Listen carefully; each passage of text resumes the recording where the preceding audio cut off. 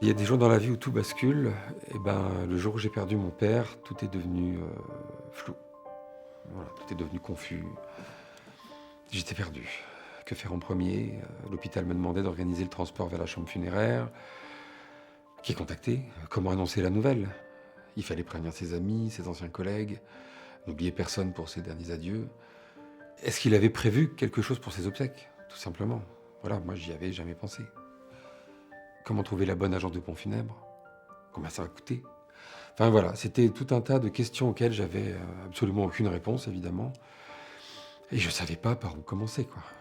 Et j'ai trouvé cette petite carte où il y avait marqué assistance d'essai, accessible 24h/24, 7 jours sur 7. Et en fait, c'est mon père qui me l'avait donnée. Il m'avait dit, garde-la, parce que ce sera eux qu'il faudra que tu contactes le jour où.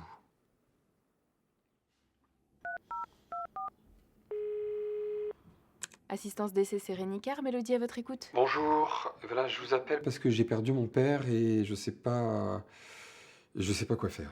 Bonjour, je suis Mélodie. Rassurez-vous, à partir de maintenant, je serai là pour vous accompagner dans toutes les étapes. Merci, j'en ai vraiment besoin. Je comprends.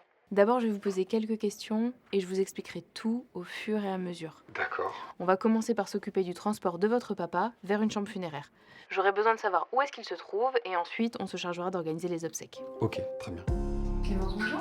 Oui, bonjour. Mélodie a immédiatement pris les choses en main, comme une chef d'orchestre. Je vous appelle pour obtenir un devis, s'il vous plaît. Après notre entretien, elle a contacté 3 agences de pompes funèbres, sans perdre une seconde. Elle a obtenu des devis et en moins d'1 heure, elle m'avait tout envoyé. Oui, monsieur Ledoux, je viens de vous transmettre 3 devis par email. On prend le temps de les parcourir ensemble? Elle m'a expliqué chaque mot, chaque ligne de ces devis, donc ça m'a aidé à les comparer. Et tout était clair, voilà, tout était limpide. Donc j'avais vraiment les éléments en main pour prendre les décisions en toute sérénité.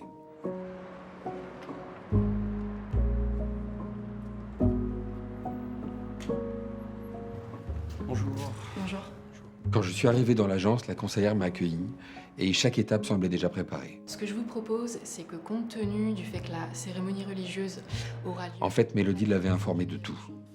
Et Mélodie m'a aussi aidé à organiser la cérémonie civile. Est-ce que vous avez pu regarder le recueil de textes, de musique que je vous ai envoyé par email? Mélodie m'a écouté, les petites histoires comme les grandes, tout semblait l'intéresser. Et elle m'a proposé de créer un livret de cérémonie, à l'image de mon père. Un peu comme une empreinte de papa, voilà, avec ses textes, ses musiques, quelque chose de doux, quelque chose qui reste. Ça doit être un beau souvenir pour vous et pour tous les proches qui assisteront à la cérémonie. J'ai raconté la vie de papa, ses étés en Méditerranée, son amour pour le soleil. Elle a tout noté, comme si chaque mot comptait. Et petit à petit, on a construit ensemble un livret de cérémonie. Alors, simple, mais vraiment à son image, quoi. Voilà. Question, vous m'avez dit le 17. Quelques jours plus tard, j'ai reçu un dernier appel de Mélodie et elle avait vraiment listé tous les courriers que nous avions à préparer. Est-ce que vous avez pu rassembler les documents demandés dans la liste qui vous a été remise? Notre entretien va durer environ 1 heure. L'objectif, c'est vraiment de réaliser ensemble un bilan complet de la situation administrative de votre père. Ce dernier coup de fil, je crois que je l'attendais autant que je le redoutais, dans le fond. 1 heure à passer tout en revue, les courriers, les démarches. C'est un peu comme dire une dernière fois au revoir à papa. Voilà. Mais Mélodie avait toujours ce ton calme, ce petit sourire dans la voix. J'ai même découvert grâce à elle que mon père avait souscrit à une assurance vie. Et je dois avouer qu'à la fin, j'ai eu l'impression qu'elle me laissait un peu plus léger, quoi.